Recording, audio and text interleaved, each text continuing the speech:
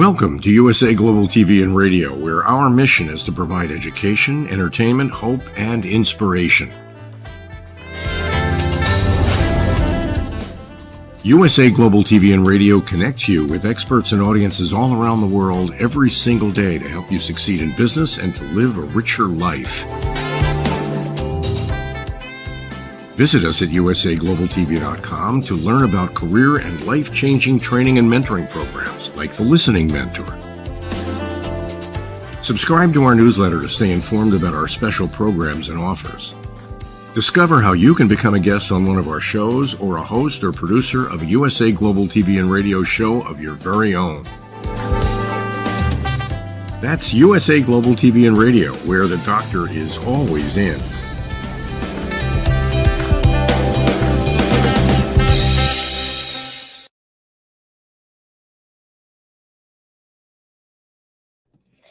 Hello, welcome. This is USA Global TV and Radio, and our show today is coexistence and sustainability. Our topic is hot. It's pets and fireworks, how to keep your furry friends safe. Let's welcome to the show our star, pet psychic AMINAH. Hello. Yay. Hello, star of my head. It's nice to be a star, isn't it? Yeah, absolutely. We all should be. That was a tooth fairy thing, I think I would go with. Then when you're little, it's like, oh, I got money. Well, in our lives, we have some furry friends who are the stars in our home. And as you know, here in the United States, we're coming up on a big holiday, actually on Tuesday. And there's a lot of commotion, celebration, and of course, fireworks. So, before we get into that, tell us a little bit, AMINAH, about why coexistence and sustainability are important topics, and at the same time, fireworks and pets. It's you're very diverse. Absolutely, because the world needs that, and we need to go with what is. Look at how diverse our channel is just here. There's so many topics that need to be covered and that are really important.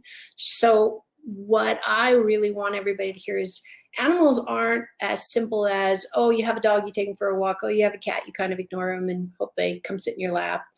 All of these really wonderful things. People have birds of paradise.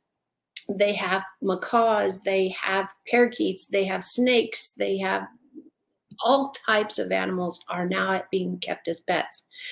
And turtles and all kinds of things depending on where you live and what is legal. What I want to really, really encourage everybody is think about from the pet's perspective. What do you think firecrackers going off and all the noise and all of the destruction that sounds really horrible to a pet? And what to do to save lives as far as let's talk about how to keep them safe on a very, very loud, busy holiday. You might not be putting off firecrackers in your neighborhood or behind you. There's so many places now that it's illegal because of fire safety. In California, we have had that many, many times where fireworks were only allowed by professionals, by the city entities that were regulated, and they were in a parking lot, no trees around or that kind of restriction. Animals truly suffer during this time. And that's why I'm so advocating so much of, if you have pets, please make choices that keeps them in the house, in your bedroom, under your bed, whatever they feel is safe. Please listen to what I said. Whatever makes your pet feel safe. All right. So I thought there would be more. Feeling safe. There is tons more, but my goal in life is not to not have a conversation with you. As a public speaker, we don't usually have to give up the podium for 6 more minutes. Right, very true. And I in college I won an award for my public speaking, and it's just because I've done it my whole life. I'm the 5th child of two teachers. Guess what they do? Talk all the time, and you get to the place where I want to hear, because I know you're coming in with new ideas and new questions, because no matter how long we've been together, it is always, I'm trying to throw you a curve, or I want to look outside the box. Not every person holds their pet in the same status, in the same room, the same kind. If you have a tarantula, he doesn't care about 4th of July or just pretty much anything. So what's the next bug coming by? But all the other animals you have, horses, dogs, pigs, cats, all of the lizards even, they are not going to do well with all the noise that's about to come. That's a great point. And you just made me think, what about the animals? Like, we're on an island here and there are a ton of bunnies. So the animals that live in your neighborhood, are they affected by all the noise as well? Yeah, we don't have the statistics that could be accurately, I throw out a number of how many animals are killed. Either they've run in front of vehicles because they were startled and scared. This happens to stray pets too. This happens to stray pets all the time, because they are running. Something frightened them. I don't have the statistics for this last year's for fireworks, but I know every year the Humane Society and many organizations like them come out with how many pets are lost. First number, lost pets due to fireworks, due to the noise. And the second number, which is just a tad lower, are the ones that die because they've run out in front of a car, they've run away from home, and they're too afraid to come back because they don't understand that this isn't coming from their house. This isn't coming from the people that they live with. They have no idea, if you want to put it that way, who to blame.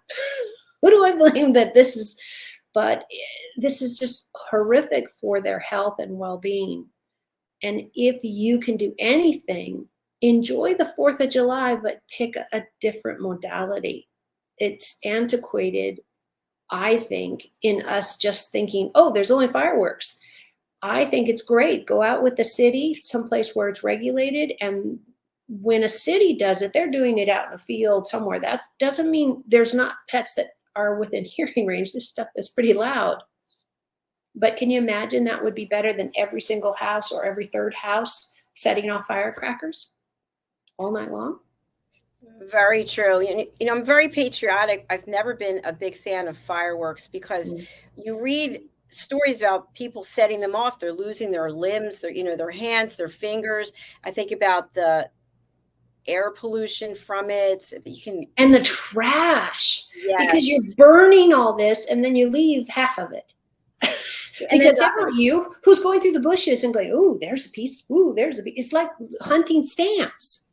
The paper ones we used to stick. Yes, stamps. But I'm gonna here where I am, they are basically setting them off in the water. They have barges out in the water, and then all that goes into the bay water and the ocean and everything else. And because it's so clean now. Right. Exactly. Hey, by the way, I wanted to let you know that we just came out with our 4th book from the Lady Ella series. Yay. And it's called The Ocean Calls and Lady Ella Listens. And I bring it up because it's all about ocean pollution. And one of the animals gets stuck in a net that a fisherman left. And so the animals have to work together to free this animal. And so I just brought it up because we talk about this. It's perfect. No, it's perfect because what we're talking about is coexisting. You brought it up in the beginning. You got the right word. What is coexisting?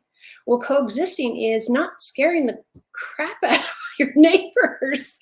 And if they're people or animals or whatever, you have to think about, how do we get through the world together? not how do we get through the world, me, myself, and I, because that's really lonely and it's not sustainable.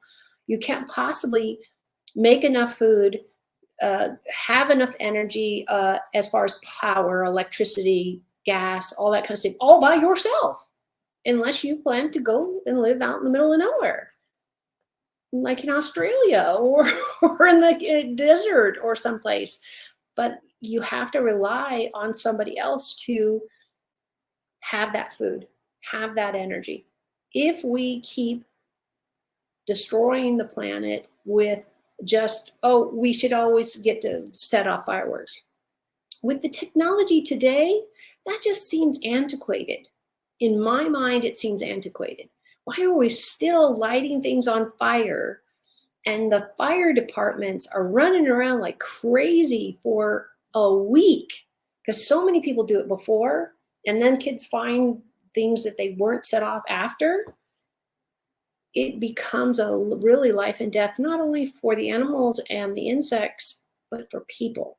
I can't tell you the statistics. I didn't look at what last year is. That's a really depressing search on how many houses people burned to the ground and had the losses of, hopefully not life, but it does happen. We've got to find a better way to celebrate. We got to find a better way to be in this world, because we're living global warming. We're living our choices of overusing and saying, well, but I want to do that. Can we change that mindset? Yes. We definitely can. We definitely can. And I know when the fireworks are taking place, I don't even go down to the beach. Everybody runs to the beach. People come in the island just to go. I'm like, no, yeah. We do have a graphic that I wanted to show, and maybe we can take a look and review what's on here about fireworks safety. So keep your pets secured inside your home. Even dogs in fenced yards find ways to escape the scary sound. So let's just take that one. So you decide, okay, I'm going to keep the dog in the yard. I'm going to keep them fenced in. They're out back. They're fine. Thoughts? No, they're not fine, because fireworks are the quintessential boogeyman jumping out from behind the bush. Or you're walking in a dark corridor and you're going, man, I can't see, more than the nose in front of my face. It is terrifying to not have any. Let me put it this way. If you and I went shopping separately, I went to my shopping center, you went to your shopping center or whatever, and we needed something desperately at the store or whatever, and it was pitch dark and the light in the parking lot is off and we're alone and we don't own a gun, not that we'd want one. Do you see this scenario? This is what animals are going through. They're like, what the heck happened to the planet in the last 12 hours? And sadly, people typically, hopefully this year will be different. I say that every year. We hear people putting them off 2 days early, 3 days later. It's like, oh, I bought them, I might as well put them off. So what happens is you are traumatizing the natural world over and over. It's the same as if somebody pulled a gun out and just started shooting it in the air. And we all understand the sound of a gun, even if you've never been shot at or shot one, you understand, you've watched TV or something. We understand that our body reacts in that fright or flight. So an animal can do the same thing, exactly the same thing. They're like, oh, I don't know what that is, but I'm out of here. If everybody in the 50-mile radius, probably even further, is putting off fireworks at their house, at their park, at their church, at their synagogue, whatever, where do the animals go to be safe? Especially if you're a bird. You don't live in the ground. Some of the snakes can go to ground if they find an empty hole. But there's so many animals that can't. They got horses and dogs and goats, and I can't tell you how much the ranches and having owned a horse for years, how much we had to put them in the barn, keep them calm, put a lot of hay down so they didn't injure themselves on the side of their pens. I just think this doesn't have to be. We're far too intelligent now to understand that just because you want to do it doesn't mean everybody should get to do it. Exactly. We have the ability to use common sense. Let's check out the second one. Give them a safe place to hide. Set up a comfortable room or crates in your house just for them. Right. Yes. Let's read all of them and then we'll talk through them. Use ambient noise to mask the noise. A radio or TV playing comforting music works well. Yep. Update their IDs and microchips just in case. Skip the celebration and stay at home with them. Sometimes your presence makes all the difference. And keep them busy. Treats, toys, like I can't read what that says, can help distract them during the display. And the website is thatpetplace.com for fireworks safety for your pets. Let's go over to the ambient noise to mask the noise, putting on something that is soothing. Yeah, it can be anything between just white noise. If you know what that is, it's kind of like not, but it is. So it's something that goes, from what I understand scientifically, goes more energetically. But there's also lots of things you can do. Let me give you an example. I had a client that had small children and their pets, and guess what? Their dog would dance around when the kids put on a specific children's show. You might not even know the name of this show. I don't know it. Barney and Friends. Oh. Wait, is Barney purple? Barney, if anybody doesn't Barney know, it's a purple? big purple dinosaur, no teddy bear. I don't know what he is anymore. It's been too long since I've been there. But what they found is that since their kids go and watch this show, when the animals, are sitting with them or walking by, and the kids are happy, they're excited, they're clapping with Barney, they're, because Barney's teaching things about being safe or whatever the theme is. This giant purple dinosaur stands up, little hands down here.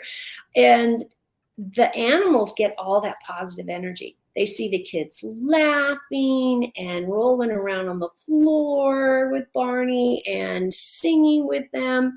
And it was just magical to see and work with people that had found what worked for their family. And when you have that good, happy, wonderful, balanced energy, use it. Use it. If your pet is really, really struggling with all the sounds, they make little earmuffs you can get on it and it'll muffle it. It's not going to, animals have pretty great sense of hearing. So you have to watch that. And there's not like a place you can escape to. I don't know, maybe there's an island or something for all people who want to take their animals, but there are places that they aren't allowed. Some of the cabins in the forest, I know we would go up to a place called Big Bear, and they were all banned because of the forests there were so natural and a fire waiting to happen. So all of this would be banned. Go to these places. Find a place where your animal feels loved and safe. Now, there are things for animals that struggle on an ongoing basis, maybe not just fireworks, but other things. And they're called thunder jackets. Dr. Jacalyn, I don't know if you've ever heard of a thunder jacket. Yes, I have. Yeah, and it's like a big hug. It's like a big hug. And you can start with like an old t-shirt. It's a little bit snug. Be careful about the arms and things on their legs.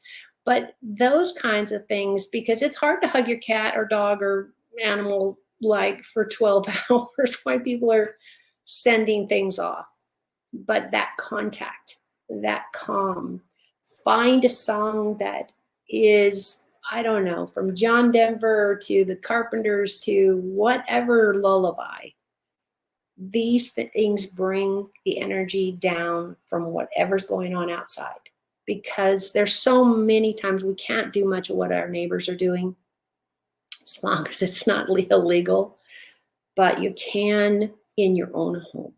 I just want to empower you to do things out, look outside the box, try something new. The Thunder Jackets, I have read, are very successful for nervous, edgy animals that really struggle with that kind of, not just fireworks, but sometimes just day-to-day living. Very true. Thank you for those good points. We're going to go back to update their IDs and microchips. People might be like, what are you talking about? It's a holiday. They're in the house. Everything's fine. Why do I need to do this? Because we lose more pets. Families lose more pets to runaway on the 4th of July, on or before. It is the biggest time because it's, imagine there's no difference between a firecracker and a gun. Nothing. There's nothing but you and I going, wait a minute, that timber's a little different. God forbid somebody's out there shooting a gun. But an animal is hearing gun, gun, gun, gun. They don't understand the difference. All they understand is, this is terrifying. This I need to get out of my way. This I need to run away.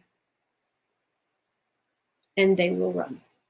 So even if you get them confined to the house, we've got fireworks going on all around on your neighbor's driveway, patio, unless you live in the middle of nowhere and don't have a fairgrounds or some public fireworks going on within 10 miles, you're going to hear fireworks. You're going to hear something, even just little pop guns or whatever. And that's terrifying for animals. And they run out of fear. And that's how they get hit by cars. And that's how we lose pets. Every single year, the shelters are packed the week after.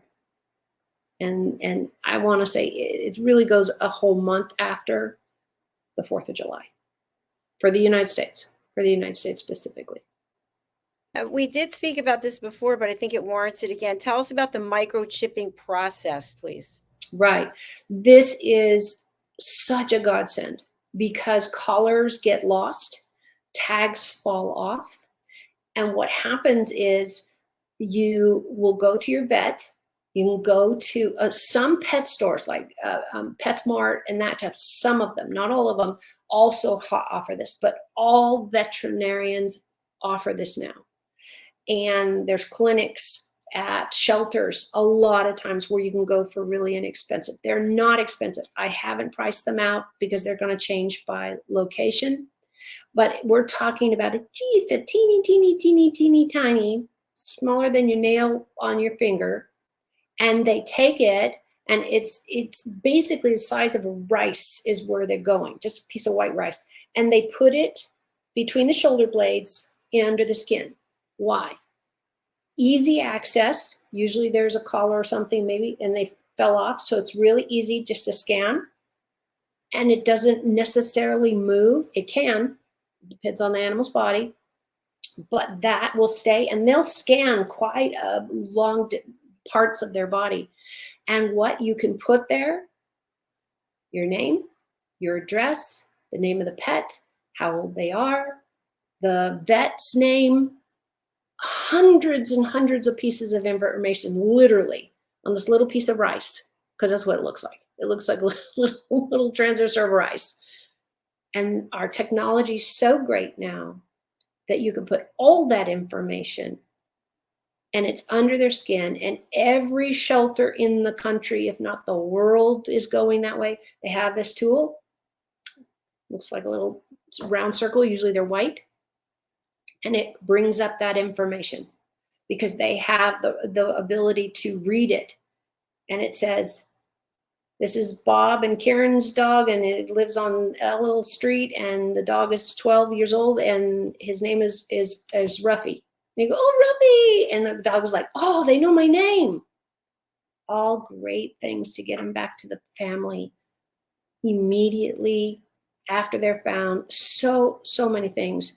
And the sad part is, but the good part is, what happens If your pet accidentally gets out, your yard, whatever, we're usually talking dogs.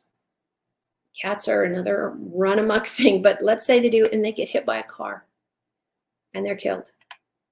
Do you know how many families never find out what happened to their pet? They ran away. They got lost, whatever. I don't know about you, Dr. Jacalyn, but I'd want to know. I'd want to know where my loved one was, what happened, and would I be horribly sad? Yes. But that chip gives me peace of mind to say he's moved on, they've moved on to a better place. There's no pain, there's no cars, there's nobody driving over them. I'd want to know. I hope everybody else would want to know, and that would motivate you enough to go to your vet or go to a clinic that the Humane Society is doing. They're doing them all the time. Not only well checks, but putting microchips in your pets. Is this expensive? No, it's not. I have never, ever seen, because it depends on where you're going. I have never seen one over, I think I saw one for $35. I've never seen one over $35. Really reasonable, because you're basically going to have that in that pet for a lifetime. And every time they go to the vet, they're going to check it, make sure it's readable, make sure it's still there, because like everybody's body is going to change. Sometimes they migrate and they move and it's on the side. That's why this wand goes over their shoulders this way and down the back, because if it moves, they need to see where it's gone. This has given everybody the peace of mind to get their pets back. Because of the collar, it breaks off, the tag rusts, it goes somewhere else. They don't put the collar on. It's not as efficient as having your animal microchipped. People used to even get their animals tattooed. Problem is, you got to know to shave the hair off wherever this tattoo is, because there's usually most animals have fur everywhere. I know when we did show rabbits, they would tattoo once in a while in the ear. Their ear doesn't grow back a lot of hair. Microchipping is this thing that's really going to save lives. It sounds like it's an insurance policy, and the tattooing, it might be hard to find it. It right, and you're going to have to find the vet, or you're going to have to find, the code, or put your phone number. I live at 99934, and it's like, who wants to pay for that call? I mean, with cell phones now, it's not really paying for a call anymore. But remember when we were, how much a minute? You got 30 seconds. Go. Making what we know about humanity. You and I know this. You doing this channel, you really get a front seat of, if we can, we will all wait, and we're too lazy, and we'll get to it. And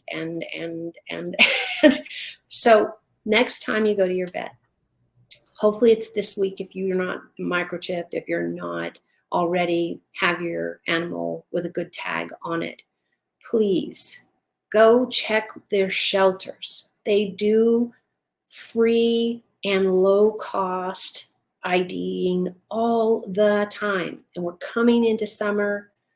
Please check out these services that will really be economical for you to take advantage of in your area. All you have to do is go online and say pet shelter, any version of that.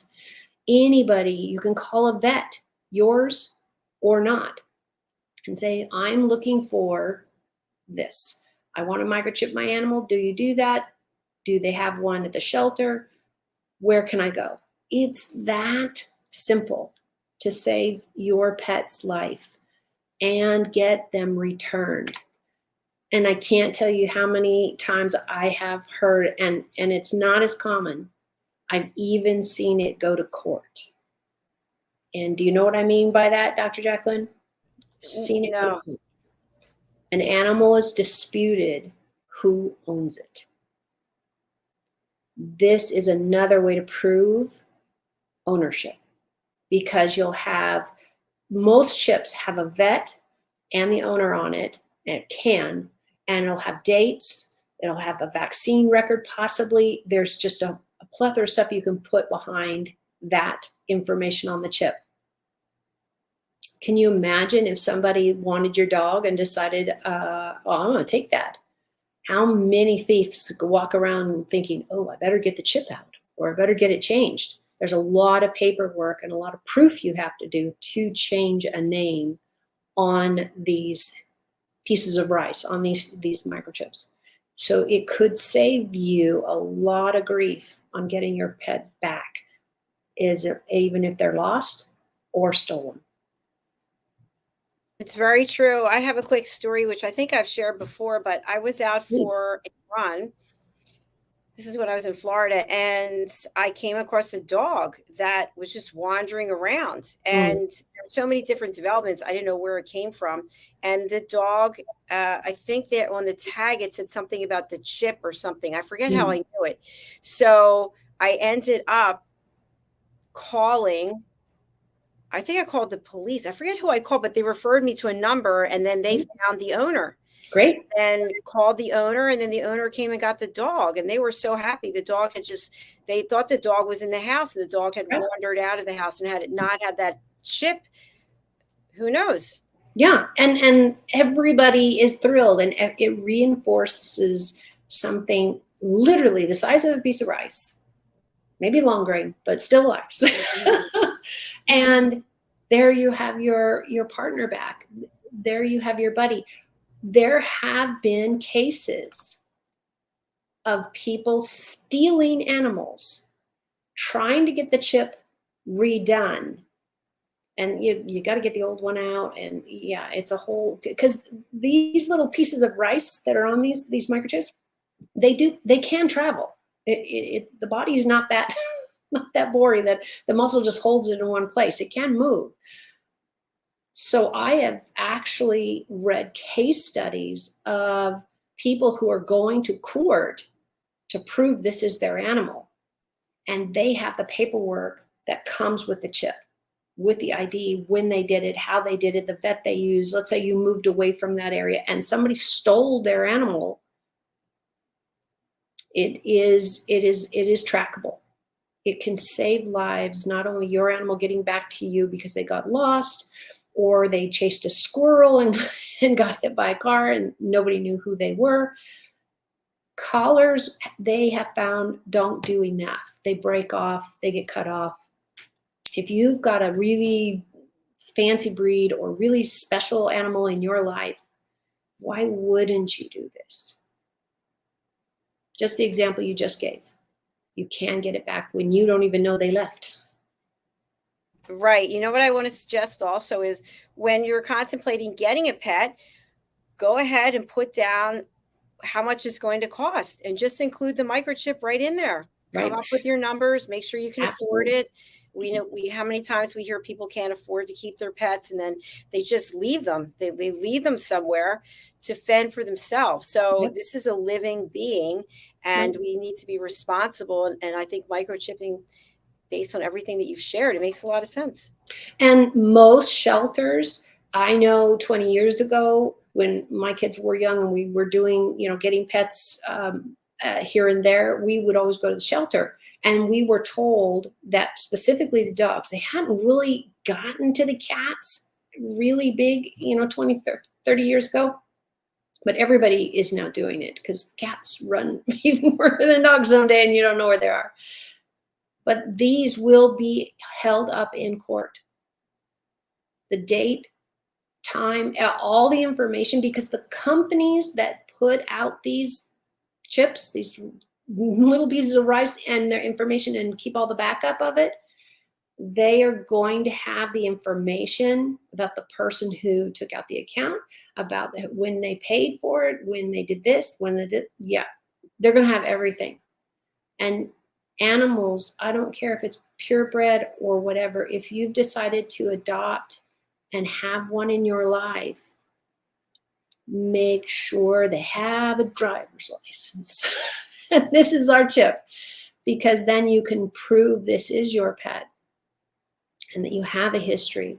And or what's also great is we can prevent people who are abusive not having those pets, because that is going to go into a system.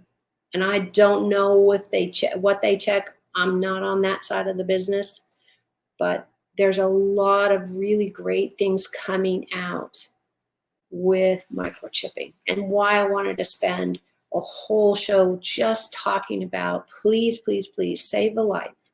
It could be yours, because I don't know about you, but my pets are my heartstring. And anytime I want to find a smile, I go look at one of them. I go squish them. I have 3 cats, and all rescues for at different times and for different reasons. We didn't go into a plan to say, oh, we're going to be cat ladies. It was, this one needed a home. This one needed a home. We can do that. And it's wonderful. But I would be heartbroken if I couldn't find them, if God forbid they got out of the house, because they're just in the house. We don't live in a place where running cats is a good idea. And that's another show, but having animals, cats specifically, because they're a different hunter than the dogs, are decimating our bird population. So that's a topic we'll cover for another time. But knowing where your pets are, and the microchip can help you do that. And you can teach your cats to come back. That is the thing. But that's a relationship and a training show yet to come. And there's a big smile on your face. I love that. I think next week when we come back, we will be talking about how you saved the lives of some birds. You want to tee that up? We're talking about, oh my gosh, yes. Okay. Sorry, very busy life. And I think I can say all the bruises have healed almost. My arms were literally black all the way up. And what happened is, we have I don't know the type of bird. She stays on the roof. She refuses to divulge her type. And I'm no bird expert as far as breeds. But we have a very confused mother who has her babies on our roof, which is clay tile. I don't know why you'd pick that. That doesn't sound comfortable and sounds very slippery. And now 2 weeks ago, she had her third set of babies, and I woke up to chirp, chirp, chirp, chirp, chirp, chirp, chirp. I'm like, oh gosh, we have baby birds again. So I'm going to walk you through this wonderful, wonderful. I'm so blessed. I'm so blessed. And I'll give out the best secret to come and listen to my adventure, that they came through my my stove pipe that goes with the exhaust, and they drop. Yeah, I don't know where she's laying these babies. This is her third time in our knowledge that the first set of babies 3 years ago, they all died. Second year, we got 90%. This year, I got 100%. And the last baby bird jumped into my hand from a pipe. She had to do it with trust. And I get to tell you what happened to them after. You're going to have to come to the show and see what happens. Woo! Angle it out there for people to wonder.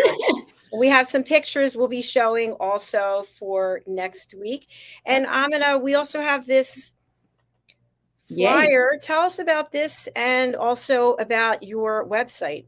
Yeah, bridgingworlds.us. This is what I'm talking about. I'm always trying to bridge the animal, nature, and humanity. So that's my bridge, and that's my website, and also Facebook. I have Bridging Worlds, and what you're looking at is I create these, really have a lot of fun putting all these little posts up on my Facebook page, and right now they're inundated with Happy 4th of July, please leave your pets at home. What I love to see is, please have your pets at home in the house, because we lose so many pets, runaways. They're scared because of all the noise. And if you can spend that time with them, it will save their life. Having a thunder jacket, having a t-shirt, whatever works for your pet, but really having you with them is paramount to their well-being. And we really just got to get to a place where We don't need this to happen, or you can help your animal through it. So check out Facebook. I have a lot of articles there on how to help your pet. And one of it is put a t-shirt on. And I mean, when it's a little snug, not of course in the neck or the legs, but anything that is like a jacket and kind of gives them a hug. You don't need to necessarily get a Thunder jacket. It's a brand, but that's a great way to truly keep your pets close with you, not while you're setting off fireworks. Let me really repeat this. Not when you're setting off fireworks. When you're in the house, you may be watching it on TV, or you can hear it on the outside. Have your pets harnessed. A collar that goes around their neck is a little too detrimental. If they yank or pull, they could do damage to their esophagus because they're scared, and the leash could break, whereas a harness has a little bit more real estate it's holding on to. So these are the tips. Be with your animals. Try to stay away from the fireworks as best you can with your animals. Enjoy it from the TV perspective. If you're sitting on the couch and you're enjoying it, your animals are going to just ignore the TV. If not now, but eventually. Please save a life. Donate all your money that you would do fireworks to the shelter. The ones that are saving the lives of the animals that end up running away from their families because they're terrified and scared. Not of their families, of just the sounds that are going on around them. We lose a lot of pets to the shelters, thank goodness, but still breaks these families, their spirits, and wondering if their animals have survived all of that noise. It's terrifying. It's terrifying for these animals. Great episode, AMINAH. Thank you so much for everything that you shared. Let's just put up your banner again. And as you mentioned, people can get you on your Facebook, Bridging Worlds, and also your website, which is bridgingworlds.us. What a surprise. I try not to be too decent. And if anybody hasn't got it, Bridging Worlds, you get it. Most people, after they talk to me for a while, they go, oh, I get it. Yeah, I get because it. we've got the people world, we've got the animal world, and I'm the one walking you across the go, no, let's take this road. No, let's go this road. No, don't try the water yet. You haven't learned to swim yet. Oh my goodness. Well, please stay safe, everyone. Keep your pets safe. Thank you, AMINAH, for being here today. I want to thank our sponsor, the British School of Excellence, Mr. Philip Sykes. We're going to close out with a sponsorship from them, and we look forward to seeing you all back here next week. Bye for now. Bye for now. Bye.